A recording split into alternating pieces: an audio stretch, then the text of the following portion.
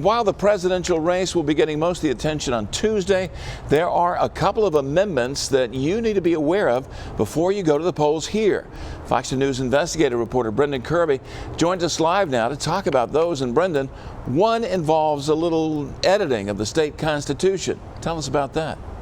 Yeah, well, that's right, Byron.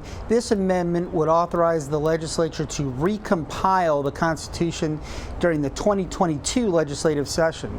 Voters then would have to approve any changes after that. It would allow for rearranging the text in proper articles, removing all the racist language, deleting duplicative provisions and those that have been repealed, consolidating provisions related to economic development, and arranging the local amendments by county. There are so many of these outdated provisions. For instance, Article 14 mandates separate schools for, quote, white and colored children. Now, the U.S. Supreme Court long ago struck that down, but the unenforceable words remain. The legislature approved this without opposition. However, former Alabama Chief Justice Roy Moore opposes it. He argues this is just a backdoor attempt to make it easier to raise taxes by creating a new right to public education that could allow the courts to order tax increases. All right, Brenda, we've got a couple of local amendments affecting our area. One would create a toll authority in Baldwin County, but a very specific toll authority. Tell us about that one.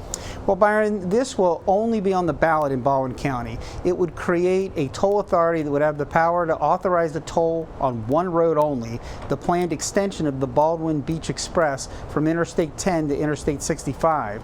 That's estimated to cost about $200 million.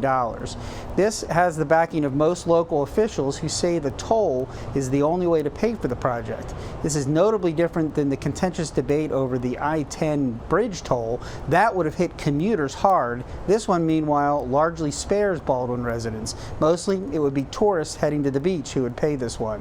While opposition has been muted, it has drawn fire from Orange Beach businessman and political activist Dean Young. He's urging voters to reject it.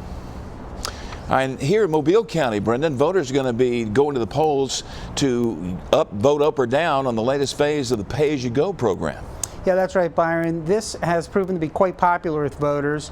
It finances road construction projects throughout the county. Voters routinely approve this by very wide margins. The 2020 version of this comes to almost $61 million. This will pay for things like paving, improving intersections, and adding lanes. One proposed project, for instance, would cost about $9.6 million and would widen Cottage Hill, McFarland, and Snow roads.